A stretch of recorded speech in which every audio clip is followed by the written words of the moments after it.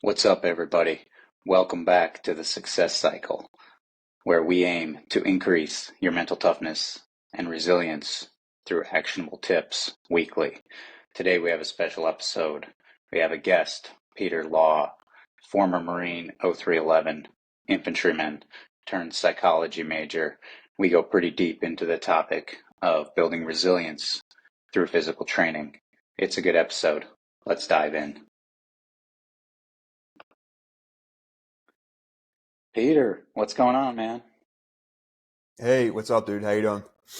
Good, man. Good. How you been? Good. It's a nice warm day out here in the Philadelphia, PA area. That's where I live. I go to school there. Um, so it was a pretty mild winter, but it seems like spring is kind of just coming out of nowhere, like just really warm. It was like 68 or today, 69. I think tomorrow is supposed to be like 75 here. Oh, So, that's wild. Yeah, we hit the record high today. We hit 71 today here, man. Same thing in oh Michigan. well. It's wild, man. Beautiful weather. Went outside, nice run, sweating a little bit. Nice. Coming out of the cold, it seems. But hey, man, I briefly introduced you during the introduction, but why don't you give us the whole story, man? So tell us a little bit about yourself. Yeah, dude. Man, I guess I can kind of I don't have to go like super in depth, but I guess I can kind of give a simple gist here. Yeah, so I grew up in the suburbs of Philadelphia, Pennsylvania. I grew up in a town called Ardmore, and I grew up, had a pretty normal childhood. Like, grew up playing sports and was really into like playing outside and like playing what do they call it? Like playing soldier, playing army, all that kind of stuff. G.I. Joe. Yeah, I was into that kind of shit a lot as a kid. Um, So pretty normal childhood, honestly. Like I had both my parents, worked their tails off, going to like raising three kids, and um, definitely like a blue collar ish kind of neighborhood. I'd say like pretty much like all my friends' parents, including my parents, were more like blue collar workers. So um, good childhood, and like I said, I grew up playing sports like football, basketball, baseball. Dabbled into like street hockey here and there. Um, and yeah, man, just as I was growing up, like I really wanted to go somewhere with sports, but um, I was honestly kind of lazy. And when I wasn't like when I wasn't like practicing like my sport for like a school sport team or something, like I was just like bullshit, man. And I think that will lead to the story later, but yeah, so I guess my sophomore, junior year of high school was when I like really started considering like what I wanted to do after like graduation, right? Because it was pretty evident I wasn't gonna go like play for some big D1 school for like football or basketball or something. And I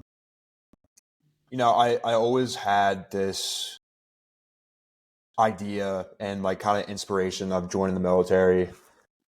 I mean, honestly, since I was like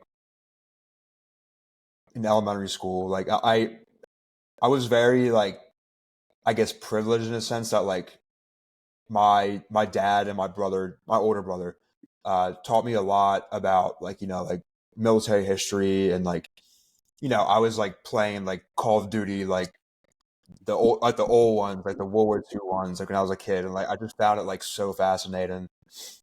Um, but then as I got older, like I was even more fascinated in like actually doing that kind of stuff, right? Like it's one thing to like play Call of Duty and like have like akimbo pistols and shit, right? But it's like another to actually like kind of consider like, oh, like, you know, as fun as those games are, like people actually do this kind of work. Like they are paid to like defend the country and like go take out bad guys, right? And so yeah, I guess around like sophomore junior year of high school was when I really started thinking about it. And then towards the end of my junior year, I kind of decided like, yeah, I'm gonna do it. Like I'm gonna pretty much right after graduation, like I'm getting the hell out of here, and like I'm going to boot camp. So I looked at all the branches, and first branch I looked at actually was, I think it was the Air Force and the Navy, and it was mostly because my mom was like, "Oh, you should join the Air Force or the Navy or something." Like, like no disrespect, but Yeah. like after quickly looking at like a lot of the jobs there, I'm like, dude, like I'm not, I don't feel any, I don't feel any pull to doing like a job in like the Air Force or the Navy that you can just easily do in the civilian sector, right? Um, and then that's when I like really considered the Army and the Marine Corps, and Army especially with like 75th and Special Forces and all that. Um, but I pretty much decided after all that I would join the Marine Corps, just to kind of see, how my first enlistment would go, right? Like, because honestly, like, kind of going into joining and like enlisting, I had aspirations to like stay in for 15, 20 plus years and like make a career out of it and like do some like badass shit, like with like special forces and whatever, right? And so anyway, I go through my senior year of high school, graduate, and I want to say about 2 months after I graduate, like around then, was when I shipped off to Paris Island in South Carolina. And yeah, so I mean, I could tell my whole Marine Corps story, but I'm not going to do that. But pretty much, I did 5 years. I was a infantry rifleman, so 0311, and I did a stint with Fleet Anti-Terrorism Security Team as well, which is like, they make it sound really cool, but it's really not that cool. But it was like 2 years of like an anti-terrorism unit, which, I mean, some of the training we got was actually like pretty cool. We got to go to like advanced urban combat and all that, which is like, learning how to like pretty much like fight and like very close quarters, like urban combat and indoors as well. And we got the train, like we got training from like MARSOC guys, which is like really, really cool. And so that I did that whole fast thing. I was in Norfolk, Virginia for roughly 2 years, about. And during that time, I deployed to Guantanamo Bay, which isn't really a deployment. I mean, honestly, none of my deployments were real deployments. Let's just be honest here, because they weren't like combat deployments. But so I went to Guantanamo Bay, and it was just like glorified Firewatch. Honestly, nothing crazy. And then my second deployment with FAST was we did a European rotation out in Europe. So we were out in Spain, and got to go to Ukraine, train their military there, like with that whole mess going on over there. Got to like stop in Sicily and all that. So that was a really cool deployment. And after that, I got transferred to 1st Battalion, 4th Marines, a infantry battalion out in Camp Pendleton, California, for my last like 3-ish years or so. And out there, I just did one deployment. It was a MEU out to Okinawa, so nothing crazy. I mean, got to do some cool training with the Thai military out in Thailand for like a month or so, and did a little training with, if I recall, maybe with the Japanese as well. And then, yeah, dude, I pretty much, during that last deployment, like by the time I got back, I had like pretty much a year left till I got out, or until my enlistment was up.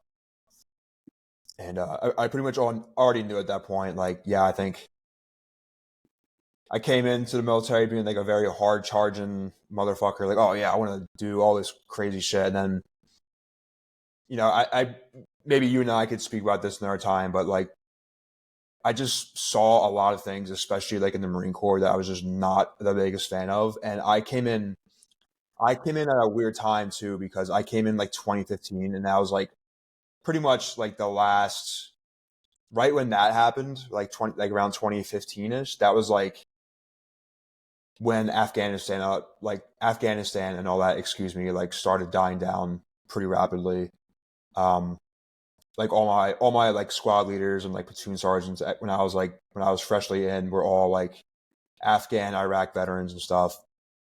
And then by the time, I got out, I was like a sergeant. I was like I was like a squad leader billet. And I mean, really none of us had any kind of, combat experience, right? So it was just like times were changing quickly. And like, I really saw that a lot from when I got in to when I got out. And, yeah, dude, I really didn't like the way, I guess not even the Marine Corps, but just the way the military in general, their direction it was going.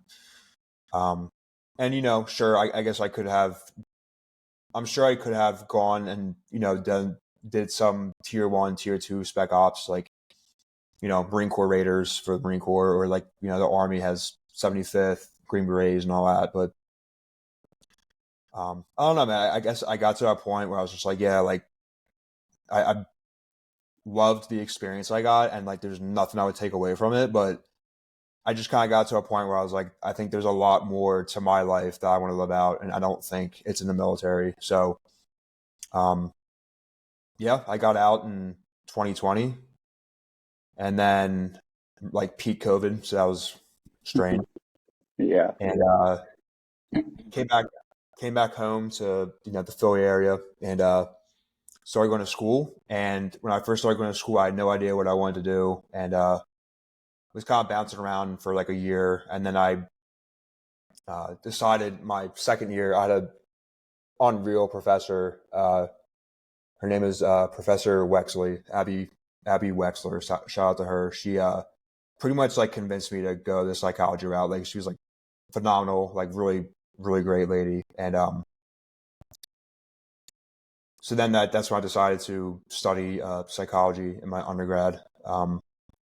And initially, I wanted to do some kind of like therapy, counseling kind of thing, because I've always been like super, into like that like psychological, introspective part of like life, right? I think a lot of that has to do as well with like when I first got out, I was really leaning into like a lot of different philosophical texts and all that. And then I would say like as I was kind of going through the psychology curriculum, like I enjoyed a lot of things I was like learning, but then I kind of like took a deeper look at myself. I'm like, dude, like I don't have anything against therapy or counseling, but it's just not necessarily my speed, and I would only want to work with very select people. And that's when I kind of decided like I wanted to introduce fitness and strength and conditioning into my like career path, pretty much, because uh, especially when I was in the military, that's when I started getting like super serious with weight training, but also like just fitness in general, right? Like like if you can't hold your own fitness wise, like what good are you to the rest of the platoon, rest of the company, your squad? And it just made such an impact on my life, and I wanted to direct that impact to other people. And I I just decided that I would go through with sort of combining psychology and strength and conditioning, and kind of merge it into one, and kind of do my own coaching business. So anyway, yeah. So long story short, now I am trying to grow my business, doing like strength and conditioning and fitness coaching, but also kind of doing like psychological mental performance consultant, and kind of like combining the two with like fitness and performance kind of consultant, mental consultant as well. So right now I'm actually about to wrap up my undergrad in May, and then I am going to go to grad school for sport and exercise science. So currently waiting to hear back from grad school programs, and then from there we'll see what happens. So that's.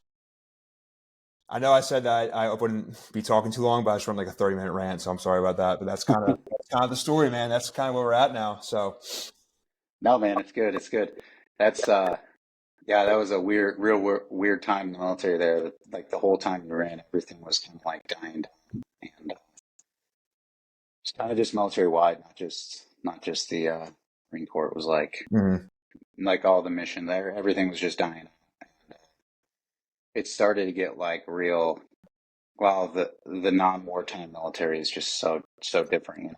I experienced both over, you know, 12, 13 years almost. Mhm. Got to experience both, and it's just like the thing, like it's just becomes real political, the non-wartime, and it's always like crossing your T's and dotting your I's on everything, and there's less worry about like the ability of the military and more worry about like your presentation and stuff. And it gets to be kind of a, yeah, I got real tired of it too. That was one of the reasons that I kind of ended up leaving as well. But it's yeah, that must have been kind of crazy getting out right peak COVID, man. Everything like shut down, and here you are like out ready looking for something to do. Yeah, dude, it was a wild time just because like for me it was actually really fun. It was almost kind of funny because like I was like so looking forward to getting out and like kind of like when you get out of the military like oh like I'm free I can kind of like do whatever the fuck I want, right?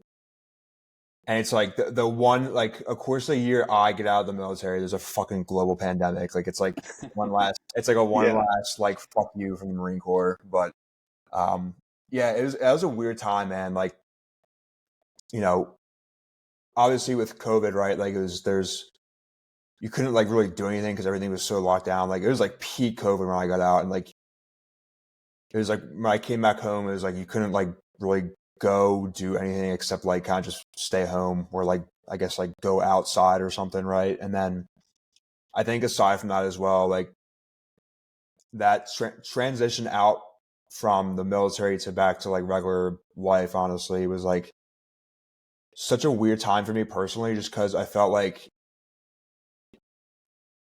I guess I hadn't done like the crazy shit that like people that went to combat did to that extent, right? But like I still did like a lot of things that like most people wouldn't really understand, and like I did a lot of things that most people almost can't really fathom in a sense because like it's such a different reality, and it's not in the way that like oh I'm better than these people. It's just so totally different. And then I got out, and then I was like, dude, like I feel like I am almost lost in a sense because I'm like some dude. Now I'm just some dude that's like going to community college, doesn't really know what he wants to like study or like really pursue. And a year or two ago, like just 7, 8 months ago, I got promoted to sergeant in the Marine Corps. And like, especially for the Marine Corps, at least, like once you get promoted to sergeant, it's like, yeah, like you're like, you're very like becoming a corporal and like an NCO is one thing, but like once you're a sergeant in the Marine Corps, it's like you're like people look at you differently. Like it's a very like high like once you reach that rank, like you're expected to like know your shit and like have your shit like together, right? And it was just yeah, man, it was just such a weird transition at that time. Like just kind of trying to do a lot of like self discovery and just trying to like learn more about myself and like what I really want, going forward. Uh, Definitely a challenging time like for myself, but you know, such is life, right? Yeah, man. I feel that for sure. That was, it's not like exactly as you put it, man. It's just like, it's not like you're any better, but it's just different, man. You have a different experience. And it's like, I felt the same thing. Like, you work with all these dudes and you're surrounded with all these dudes that are doing the same thing as you. And then like you're out and now it's like you're walking around and like no one understands you. No one understands what it just feels like that. And you just feel like you're out there on your own, man. And that was kind of like me, man. I had a real difficult, I was in for quite a bit longer and I'm a combat vet and stuff. And it's like, I'm walking around out there, it's like, you just have this feeling that you're alone, man, because you're just not with those guys like that like community that you were with, and it's like that for anyone that's been in the military because you're like, you live and work and sleep with these same dudes. You all do the same thing. You all have the same experiences, and then you get out and now you're just like, you're just in the world, general population, and like you're surrounded by people who have no idea what you're doing and what you used to do or what's going through your mind. It's like it was a crazy time for me too, man. A lot of adjustments, like you said, like self reflection. sitting down and just kind of really coming to terms with like this is different. Just being open to different experiences and different people and things Hmm. took a lot of time, a lot of work. But that's awesome, man. Awesome. You nailed through my next question with the why you're gonna why you're into psychology, man. That was cool. Was there anything kind of special or like what did she that teacher? What did she kind of how did she kind of push you in that direction completely? I mean, you said she was awesome, but was there anything specific she did, or was she just one of those teachers that like she probably could be teaching anything? She's just that good at whatever Uh, it was. yeah, man. So I think part of it was just because like she was so like I feel like a lot of like college professors are very like almost standoffish, where like they don't really want to set like a relationship like with their students, like in the name of professionalism, which I understand to a certain extent, right? But she was very like talking to her. She was it was very much. It sounds kind of weird, but it was like she was almost like a mother figure in her class. Like she was just very like people would ask like these very like kind of like deep questions in class like about like personal traumas or whatever, and she was very open to like answering them and kind of like giving perspective, and like just she had a very high sense of uh like emotional intelligence, I guess you could say, and like it was nice like kind of being in that kind of environment with the school. And I will say too, because I did forget to mention this with the psychology thing, but I think one thing that really pushed me to psychology as well, besides like kind of getting more into like philosophy as I was getting out. So a guy, or I should say, a staff sergeant of mine when I was a little boot marine at School of Infantry. Uh, I have no idea if he would ever even come across this podcast, but if he is, Staff Sergeant Wenzel, what's up, man? I mean, I don't know what rank he became after that, but yeah. So Staff Sergeant Wenzel, he was like my platoon sergeant for combat training when I first got in, and the reason I looked up to this dude so much was because not only was he like a stone cold killer, like you just knew it, like look at this dude, like he went through a lot of shit, but he was also like very very intelligent.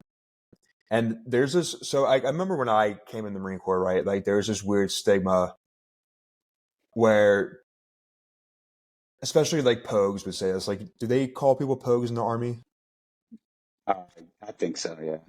Yeah. So like, so people, pretty much people that weren't infantrymen, they would always like kind of, there's this stigma of like, oh, people in the infantry are fucking dumb, like they're stupid, like that's not a hard job. Which I will agree to some extent. Like I met some really really really really stupid people in the infantry, but on the other hand, on the other side of that as well, on the other side of the pendulum, like I met some of the most like intelligent people in the infantry, and he was one of those people where like again, not only like could you tell like he was a bad motherfucker, but like he was also like extremely intelligent, extremely well spoken. He was like a very good writer. And I found out over time that he had a master's degree in, I believe it was like clinical psychology or something. And he was like just very into like reading like psychological works and all that. And like pretty much from there, like I never ran across him ever again after that. After I graduated School of Infantry, but he left that much of like an impact on me because I was like, dude, like again, like he was like this guy that like everyone really respected because he like did like a ton of combat tours in like Iraq and Afghanistan, but he was also like a very well spoken, like literate and like just intelligent person. And like so he was like the whole package, right? Like and I think that was something for some reason I just really admired that. And then when I got into that class 7 years later or whatever, I kind of thought back to him and I was like, yeah, like I for some weird reason, like I just like kind of pushed me even more to be in the field of psychology. That's crazy, man. I always find things like that so crazy how like you just have like this random. I mean, it's almost just like this chance meeting because like you had to choose that route, and then he had to end up taking that assignment. All these things that led to you guys meeting, and then that person just have such an impact on your life.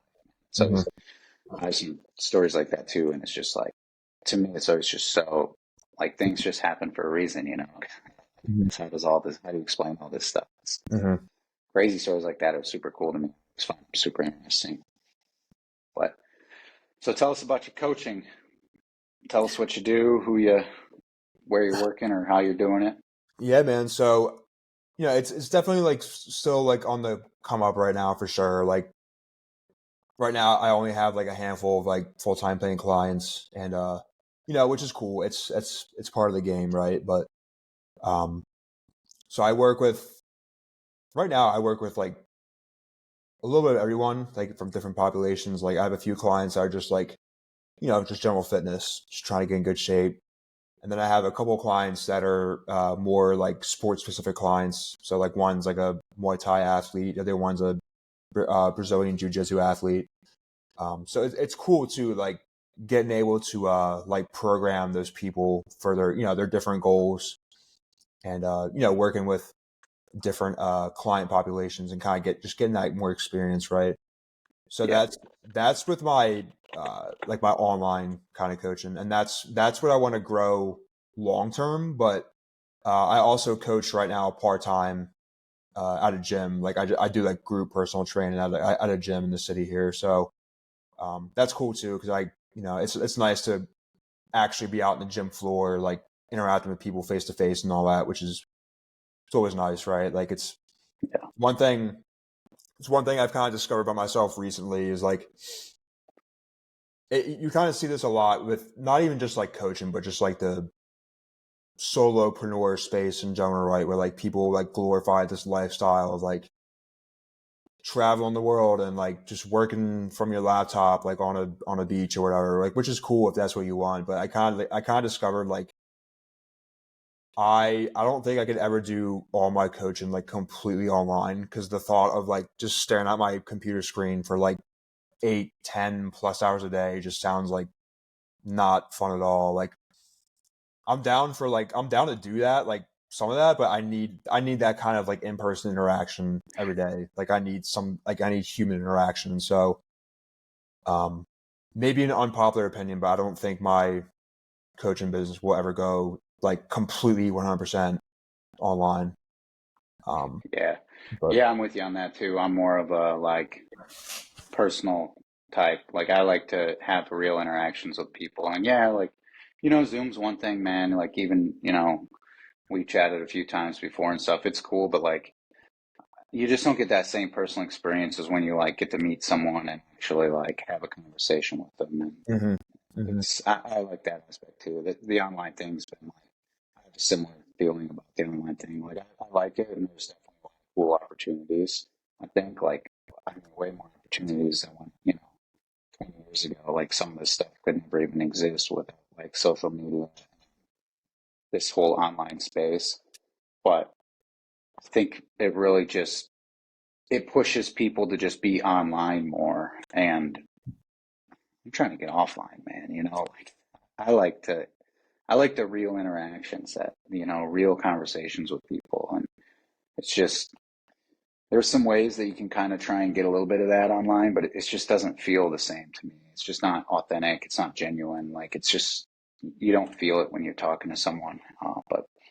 But I mean, yeah, it's one of those things where in business, it's business. Like Mhm.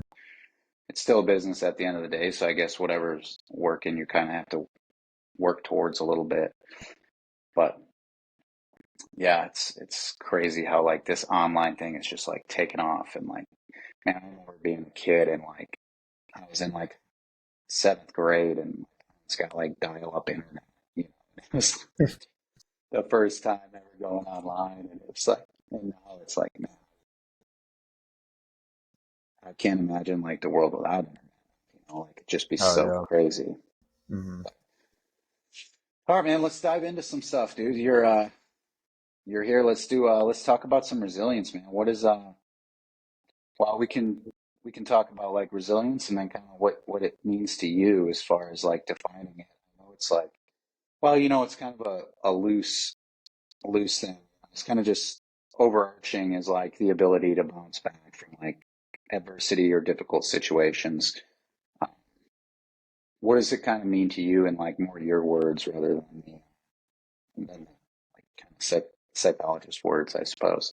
Yeah, like the textbook definition. Yeah. Yeah. Um, yeah, man, I think. I mean, you could go a lot of different directions with it, but I think one thing that a word that really sticks out to me, like a single word that sticks out to me with that has to do with the word resilience is overcoming, right? So it's like just being able in simplistic terms, in my opinion, it's just very being able to overcome situations, no matter how shitty, how tough they seem in the moment, how maybe hopeless it seems in the moment too. It's just I always go back to the word overcoming, right? Where it's just it's almost like a whatever it takes kind of attitude. Even if you finish, kind of sloppily, or like you finish and it's not the prettiest finish in the world. It's you did it, like you got through it, right? So I think that's the word that really that always sticks out to me when I think of resilience is that word overcoming. Yeah, I like that. I like that. I thought you were going to go with the Rocky movie there since you're in Philadelphia with the gosh, so it's that famous speech that get knocked down. It's not how many times you get knocked down, it's how many times you get back up Yeah, and keep moving. yeah. Yeah, that's something like that. I screwed it up, but yeah, I like that word. Overcoming's good with that. It's kind of just I kind of feel the same way. It's like just the ability to handle hard shit and just it keeps coming at you and like you just keep slowly moving forward, figuring it out, and you're not getting overwhelmed. Like it sucks, man. And like, dude, I've been in some shitty situations, and like the worst thing you can do is just start thinking about how shitty the situation is. Like Mhm. it's just you have to know, like, hey, this sucks, man. Like it sucks. It sucks that I didn't get any clients last month, or that whatever your definition of hard is didn't happen. But that's life, man. Like it happened. So like Mhm. dwelling on it and thinking about it is kind of just to me like just moving past that and being like, look, this shit happened and it sucked. I'm by it. I'm like past it now. What am I doing next? And that's kind of what I think about when I think about resilience. Like you're just what can I do to keep moving forward? And because that's all you can do a lot of times. Um, so that's kind of how I like to think about it. Mhm. So what are some let's just talk about like some everyday life stuff. Why is resilience? Why would you tell someone that it's important to develop it and to have it and to like have some strong mental toughness and resilience built up just for everyday life kind of stuff for like the everyday Joe who just wakes up, goes to work, comes home. Yeah, for sure, dude. So I think, in my opinion, I think I don't know everything, but I do feel like I feel like I've lived long enough where the people that are like the most content or like fulfilled with their lives are usually the ones that have like the highest levels of resilience, right? Because this might be kind of like a doomer mindset, but I do believe that a lot of life is suffering inherently. It might be hard to kind of conceptualize that right now because I think we live in like the most prosperous times in human history. So like the suffering we go through now is a hell of a lot different than the suffering people went through a couple hundred years ago, even like 50, 60 years ago. But I still think even though maybe it's not even though like the levels of suffering aren't as intense as they used to be, it's still existent to like a certain level. But I do think with resilience as well, I think an important thing, in my opinion, with resilience is that it stems a lot into like other qualities in our lives that like we can develop on, right? So like for example, if you have higher levels of resilience, you probably have good levels of like self-efficacy, right? Like you probably have this like level of like, okay, like I'm not in my own way, right? Like I can go out and like achieve things. It probably, if you have high levels of resilience, there's probably a very high level of like a sense of like control of your own life too, right? Like that's another, comparison where I feel like people that have higher levels of resilience, they're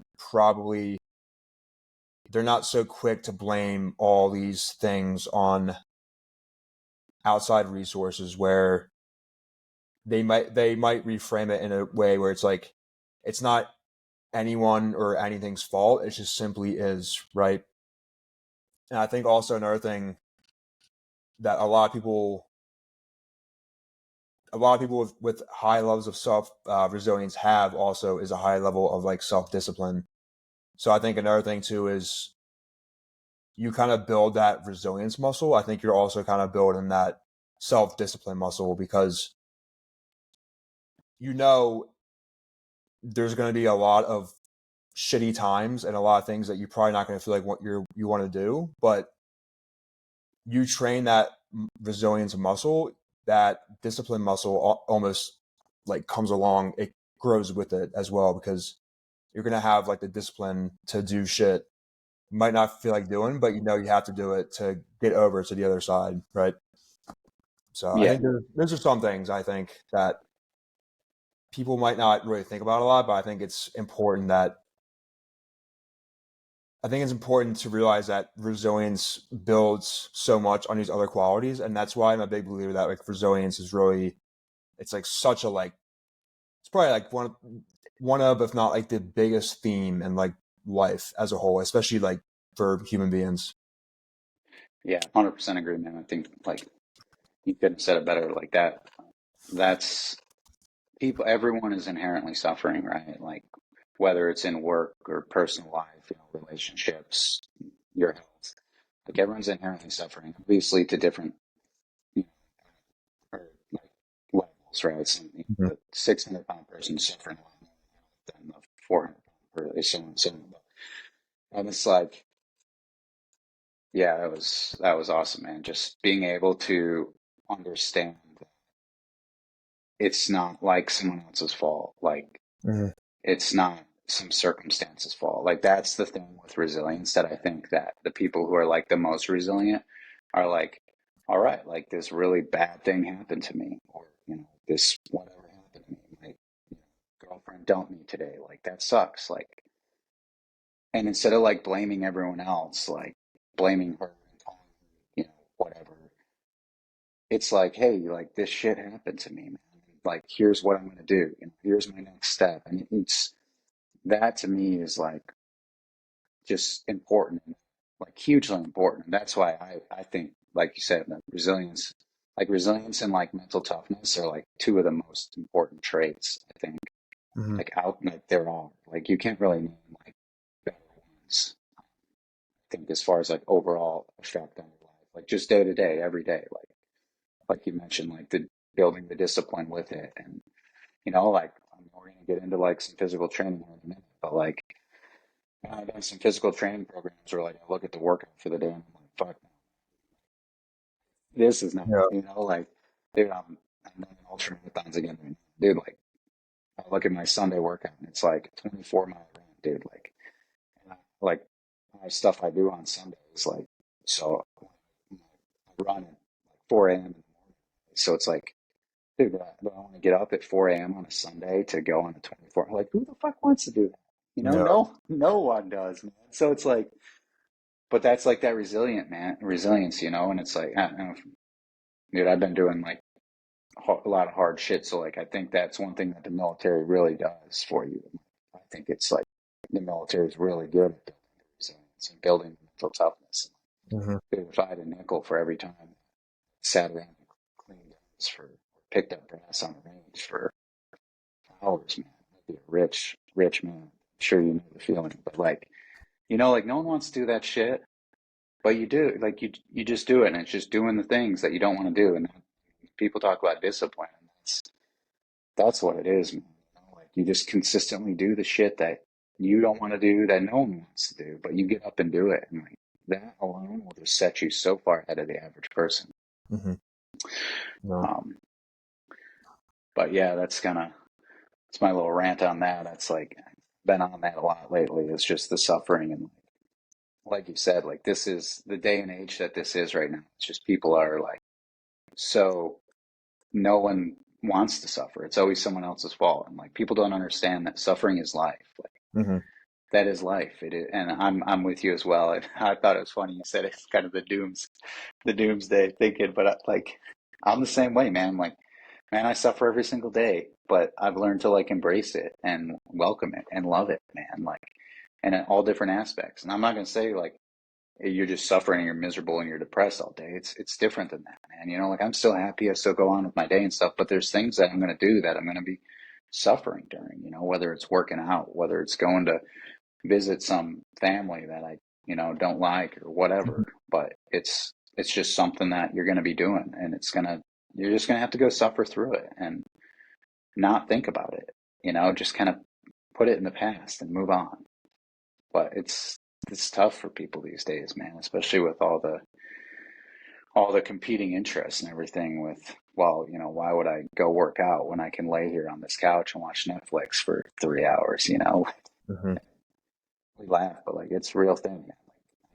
Like with clients. Like I get home from work and I'm tired and I sit down on the couch and I just can't get back up. It's like, well, don't expect anything.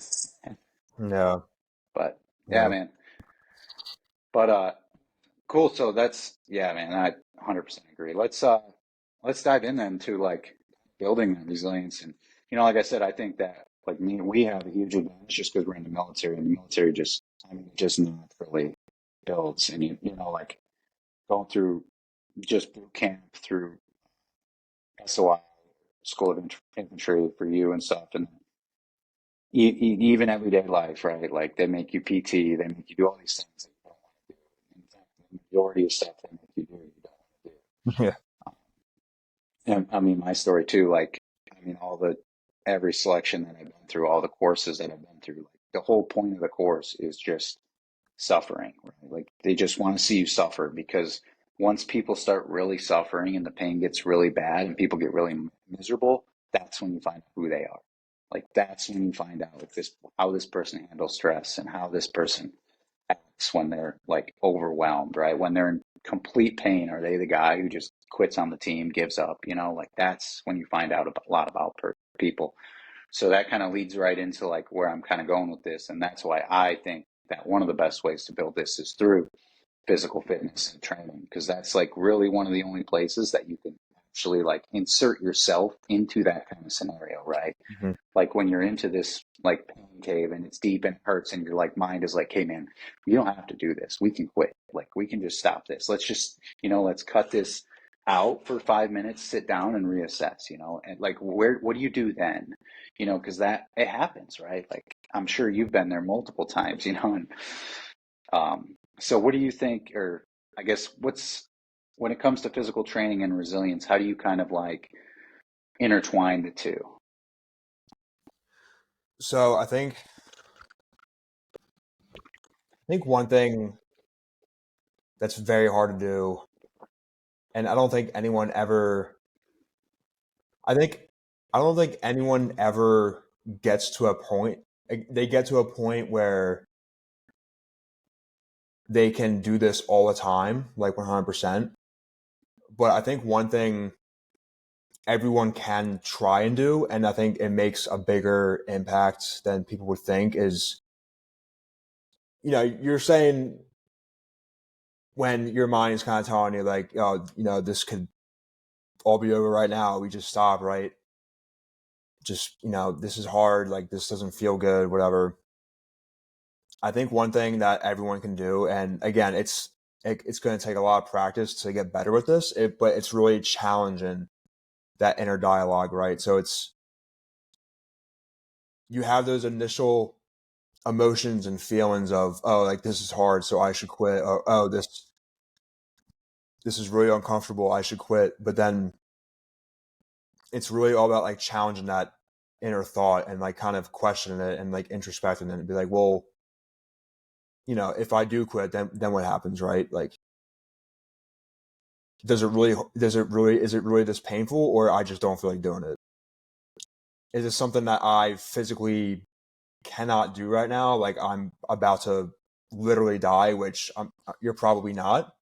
Yeah. So I think a lot of it's again, it's tough because it's so easy just to give into, oh, this hurts, or oh, this is uncomfortable, so let me stop, right? It's it takes a lot of work to be able to really challenge those dialogues and kind of really think about why you're having those feelings, and kind of like just being really self-aware and like introspective and challenging those thoughts too. And I'm not going to sit here and say I'm like some super tough, you know, like, badass motherfucker, right? Like, I mean, I have I have these days too where I'm like, oh, like I don't feel like doing this. I don't want to do this, et cetera, et cetera. And like my threshold for like, I guess you could say like my threshold for exerting discomfort in my life on some days is a lot lower than other days. But at the end of the day, I always try and be mindful of challenging that and being like, yes, like this on this particular day, maybe I'm feeling a little gassed out, and that's okay. But it's at the same time, like if you quit, if I quit, like I'm telling this to myself, no one might know that you quit, but you're gonna know, right? I think that's Yeah. the biggest thing you're gonna have to live with. Um, so I think that's one big thing. A lot is really those initial feelings and thoughts that you have of especially doing shit that's uncomfortable or something you don't want to do, is really challenging those and like kind of asking yourself why you're having those thoughts.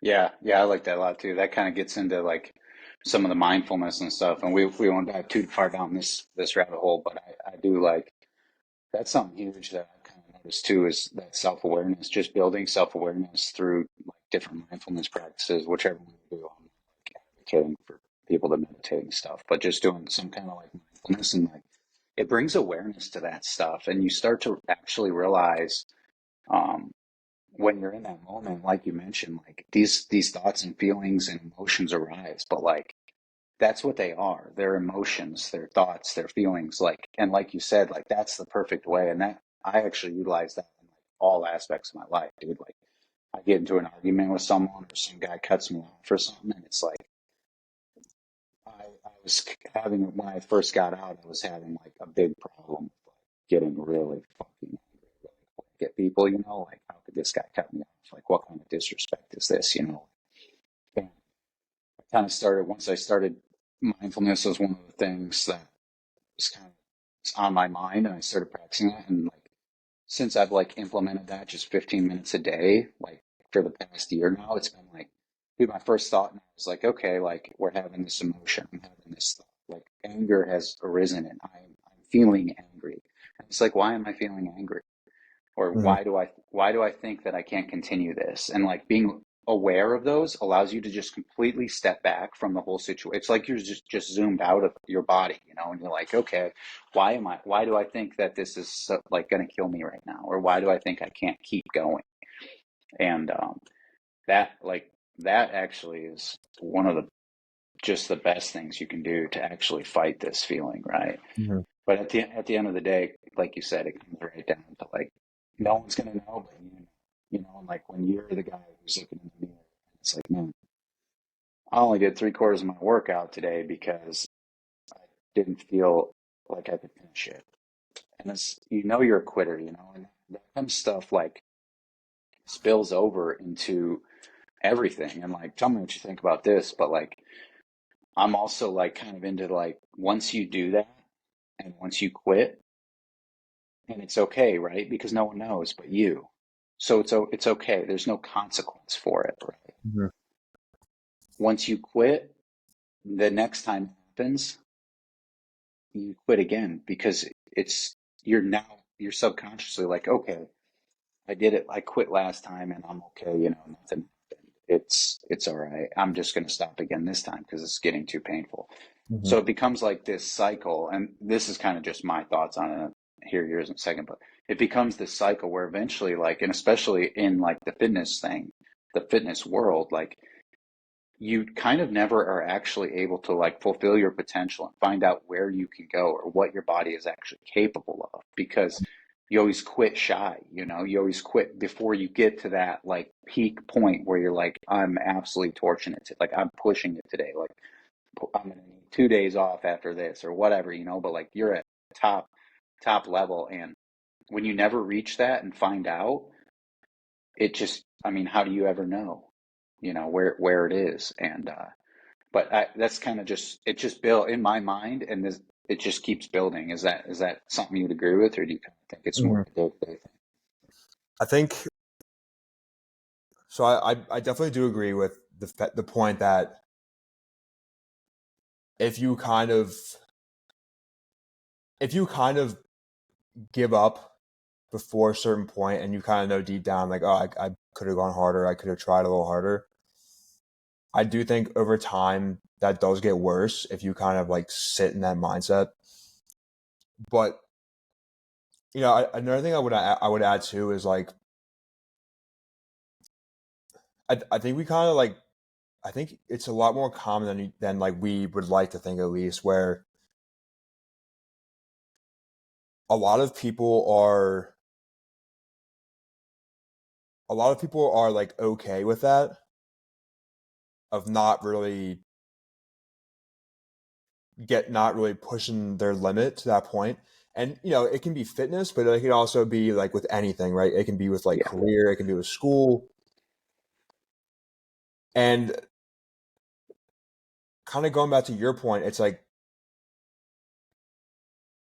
they wonder why they never reach their full potential. And then it's like, well, because you're not really trying as hard as you could, right? Like, and it might sound like insensitive or whatever, but like sometimes it really just comes down to like you're not trying hard enough, right? And I think one thing, referring back to my last point, where like I think more people do this than we would like to admit, and I think a lot of that is because people don't really hold that respect within themselves. So I'm sure you're the same as me, where I don't want to sit here and I guess like poach myself as just like the hardest working person in the world, or whatever. But I definitely am that kind of person where if I didn't try as hard as I should have, then I will look back on that and kind of like beat myself up with it. I'm like, fuck, dude, like I could have done this, and like it's a lot of regret in that, right? But I think a lot of people don't really have that respect in themselves, and then they don't really have that like inner drive, I guess you could say, to sort of hold themselves to that standard, or like have that character to like hold themselves to that certain standard. And of course, like I think one thing too, what's important to distinguish here is like everyone has like certain limits, right? But I do think at the end of the day, it's really all about like just actually trying. It's really just all about like you look back at that and you say to yourself, okay, like I pushed myself pretty hard for whatever that was, right? Like I tried pretty damn hard, and then that I guess effort that you gave out, that in itself should be something that you should like be proud of. And I think that's one thing I in my opinion that not enough people really um, they really consider when it comes to like fitness, for Yeah. example, right? I mean, I mean, we got guys like you running like 24 miles. I'm like, Jesus fucking Christ. But at the same time, like, some people might not even be able to run like 2 miles or like 1 mile. But if they can get to like just a mile, but they looked at themselves and are like I tried, and like I gave a good quality of effort, then I think that's what should count, right? Um, I know I just went on a little tangent there, but but I do think, kind of going back to your last point, I think a lot of it just has to do with like a lack of like your own character and a lack of like respect for yourself. Yeah, yeah, I would agree with that too. And I think there's like a decent amount of like fear involved too, of doing it and failing. But I made a post about this the other day. It was kind of along the lines of like, to be totally honest, like I don't, if I'm not failing at something, then I wasn't trying hard enough. It is Mm-hmm. kind of the way that I look at it. Mm-hmm. And it's just kind of gets back into like the mindset thing of like you should be like searching for failure. Like you should be trying to do things that you fail at because that means like you're learning and improving, right? Um, so it's like you said, if just kind of off your example of like someone trying to run like 2 miles, right? If say they can't think they can't, well, try running it. And if you can't, okay, cool. Now you know where you're at, right? But you Mm-hmm. gave it your all and you tried everything and you couldn't run 2 miles. You just couldn't do it, right? And as long as you can look at yourself and say, I tried my hardest and I couldn't do it, cool. Now guess what? Now I'm going to sit down and figure out how to do it, right? Figure out build a plan, right? Like I can only run X amount, whatever, but build a plan. Hey, this is how I'm going to achieve it. But until you try something, and that's kind of one of the things that kind of drives me nuts is when you see someone and they tell you they're trying their hardest, but you're like looking at them and you're like, there's no way, I just don't believe you. I did the same thing last week, and like I was laying on the floor afterwards or whatever, like that's. But again, it's like people don't like to push themselves like too far. Like once that they get to the edge of like that comfort zone, and then that now I'm starting to get uncomfortable. That's when you see like the noticeable like dial back. But that is like the opposite of the way that like you grow. And like this is in all areas of life, not just, fitness, but like when you get to that comfort zone that or you should be continuing like here I'm going to see how far into the uncomfortable zone I can get because all that does is raise that bar, it just keeps raising that bar where it's like, oh, okay, I know what this 7 minute mile feels like. Okay, I know what this 2 7 minute miles feels like, and you just kind of keep moving that bar to where, okay, when I run my third 7 minute mile it gets really uncomfortable, like I'm gassed out. Okay, cool, now I know where that, and it's like it all builds on itself. And it's just kind of a, yeah, I think it's just like you said, there's a little bit of fear involved, but then it's like it's just that self-respect of like looking in the mirror. And it's something that, I don't know if that's something that is you're like born with or raised with, or if it's something you kind of develop. But like, man, for me, if I quit something, man, it's like, dude, I can't sleep at night. Mm-hmm. I'm fucking furious, man. Like, and it doesn't, not like it happens too often, but when I fail at something, I sleep well at night, knowing that tomorrow I'm gonna get to work. Like, and that's one of the things that I really like about like the ultra marathon running, like, is it's challenging, man, and like it's hard, and it takes everything, like, and it's no matter how good of a runner you are, like it sucks. Mm-hmm. And like, sure, you can get better, but then it just sucks less for the first couple miles, for a few more miles, but you never get to this point where you're just running 50 miles. Oh, this is great. But that's kind of just my thing for like to challenge, to push myself outside of my comfort zone, like, a couple of years plan of like where I want to go with that whole thing and stuff. But the whole goal of it for me is that's where I'm trying to like I push myself past that comfort zone. Not every day, because like in fitness you can't do that every day, or you just will like destroy your central nervous system. But it's like you still like need to be challenged. And that's, I kind of put up another post about like people taking deload weeks, and it's like you don't need to take a deload week when you're not actually like working, like at a high level. Um, but yeah, I guess kind of rambled on a little bit about that. But let's uh let's dive into like how you try and create resilience for some of your clients, how you help build it for them.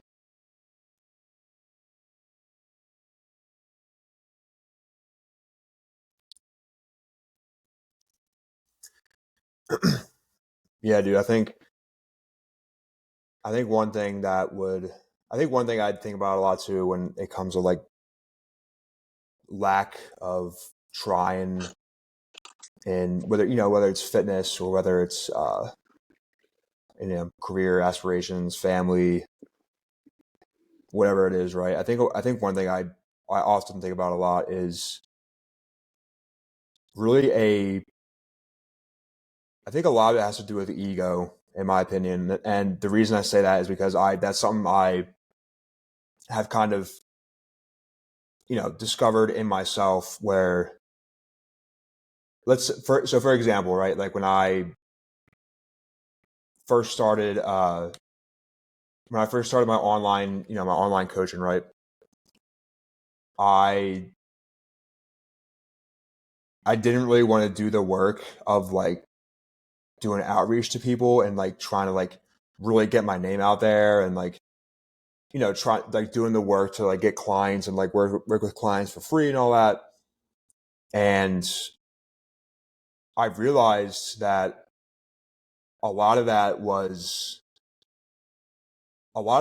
ego on my end, because as I kept peeling the layers of the onion back, like trying to find this root cause of like, oh, why don't I do want to do this thing?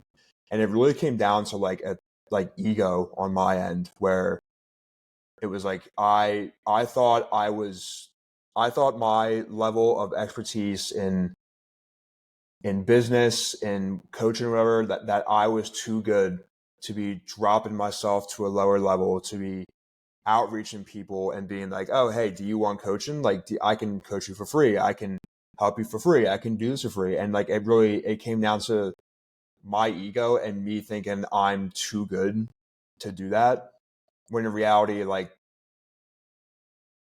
had I dropped the ego, I would have been like, all right, this is what needs to get done.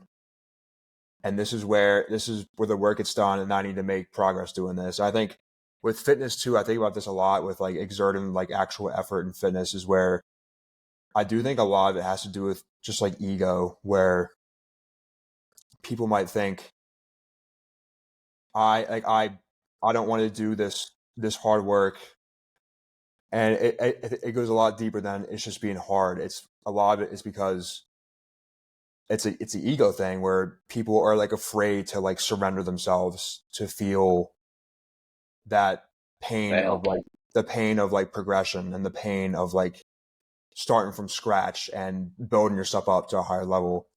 But because that's one thing I noticed a lot in myself is a lot of like ego with certain things. And again, I think a lot of it just comes down to self-awareness, Yeah, for sure. For sure. All right, we'll do let's just talk one more real quick about like some kind of specific techniques or some just kind of when you're programming for people and stuff, things that you like to look at for, I mean, everyone's different, of course, at different levels. But just things that you kind of add in there that can help build this resilience, different kind of workouts or what you get into. We'll dive into this real quick and we'll wrap it up. Okay. So you want to like talk about like what I Yeah, yeah. people? Sorry, my Yeah, fault. yeah. When you're building a program for someone and you're kind of thinking like, personal programs are very personalized and they're kind of holistic as far as like everything. I mean, it depends if they're like athletes or general fitness and stuff. But when you Mhm. look at like building something, what are some things that you're looking to kind of add into the program? So like, for example, for me, the things that I like to do, and I'm at like an advanced level, is like um, rough runs, weight vest run, those type of things. I find throwing those in every now and then really like take me into like the pain cave, into the suck, and like those are just brutal. Man.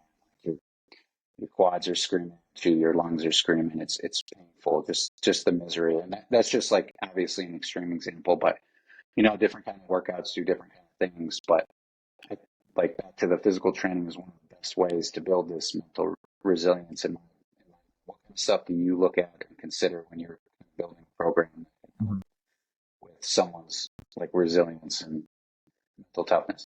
So I So I we already spoke about like challenging that inner dialogue and like challenging inner thoughts. So I'll leave that be. But that's one thing I like telling people a lot is like challenging those like initial emotions and those initial I guess like kind of like jerk reactions that come into your head when you're doing stuff like that.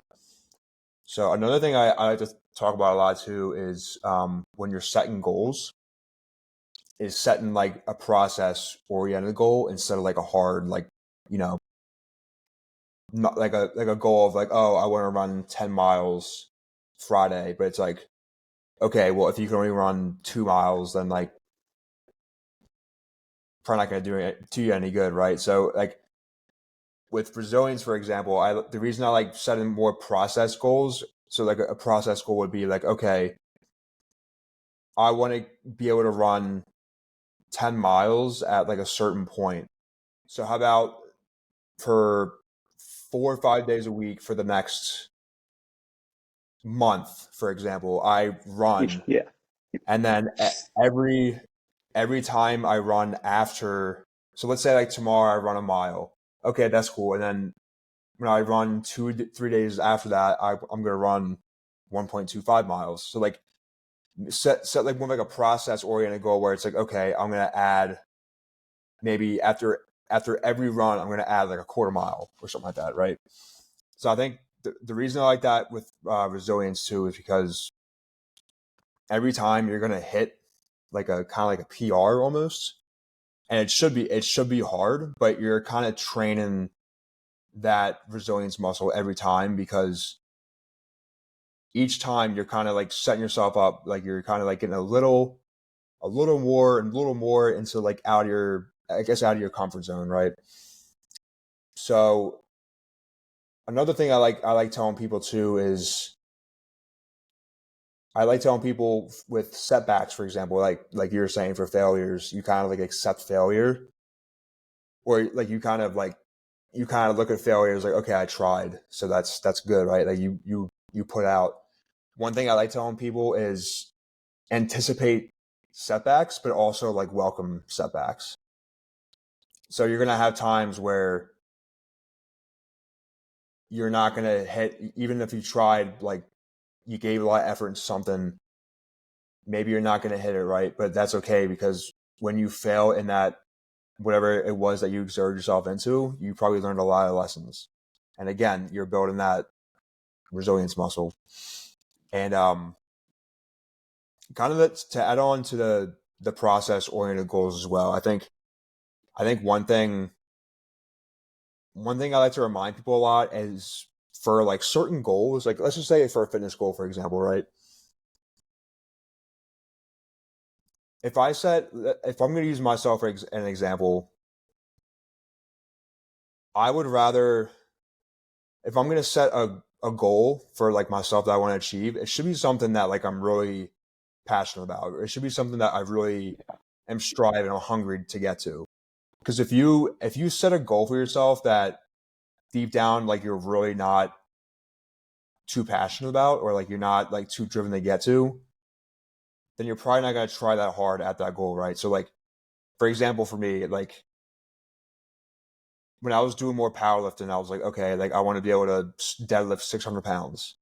And over the course of like various months up to my last meet, you know, I did a lot. I did like I worked a lot for to get to that 600 number for deadlifts. Like because I knew it was right there, and I knew I've pulled it before, and I wanted to pull it in a competition. But if it was some goal like, oh, okay, like I want to learn how to code in fucking 2 months, but it's not really a goal like I'm not passionate about, then because I'm not super driven to get it, and it's not like it doesn't like pull me in. As soon as it gets hard, I'm more likely to give up, and it's almost useless because you're not, again, when it comes to resilience, you're not really training that resilience muscle because it's not something that you're super passionate about. And so I think that's another important thing is really to make sure is to do that internal work and make sure that the goals that you have are super aligned with like your vision and like your values and not just something arbitrary that maybe you don't really want, but maybe like someone else wants for you, for example, right? Um, so again, I feel like another common theme with this, a lot of this is really getting to know yourself and having that self awareness. Yeah. Yeah, I really like that the process goal type thing too. That's I kind of give I'm big on that with people too, as well as like you should have like this big goal, like this big dream, like whatever it is, you should set it up along the way, and you should have all these milestones, right? And like exactly like you said, where dude, you should celebrate those, like you hit a milestone, like you want to be able to run 5 miles by this day, 10 miles, and you hit those, and like it's awesome. And what that does, dude, is it builds confidence, man. It just like I'm telling you, I've worked with people, and like you just see them growing, man. They start walking different because all of a sudden they're achieving these things that like they didn't even think they were possible. But it's not even halfway to like their dream, or what their big idea is that they want to do, and like what they're hitting these small milestones that they didn't even think they could do that, like, and it just builds that confidence for you too. And I mean, this kind of stuff, like, it just carries over into all aspects of life, I think, and that's what's like really cool about it. But you got anything else on that? Or should we wrap this up here? Uh, no, I mean, man, I could talk about this shit for like hours, but I think for now we can call it a night. Yeah, me too, man. Me too. All right, cool. We'll wrap it up. You want to? Where can people find you? What in your socials and stuff? Check you out. So I'm most active on Instagram, and I kind of hang out on Twitter here and there. Gonna try and kind of make a want to try and be more active on Twitter here in the near future again, but for both Twitter or I guess X now. So X and IG, my name is just Peter J Law _. So Cool. that's where I'm at. Cool. Right on. Right on. Well, appreciate it. Good talk today. Have to do a part two or something on this because we could have went on for quite a while. Yeah. But appreciate you coming on today, Peter. All right. Thanks, man. I really appreciate you having me on here. And yeah, dude. Fuck, you want to run it again? Let's do it. I'm down. All right, man. Sounds good. Appreciate it. So, all right, man. Take care. Peace. All right, yeah. Take it easy.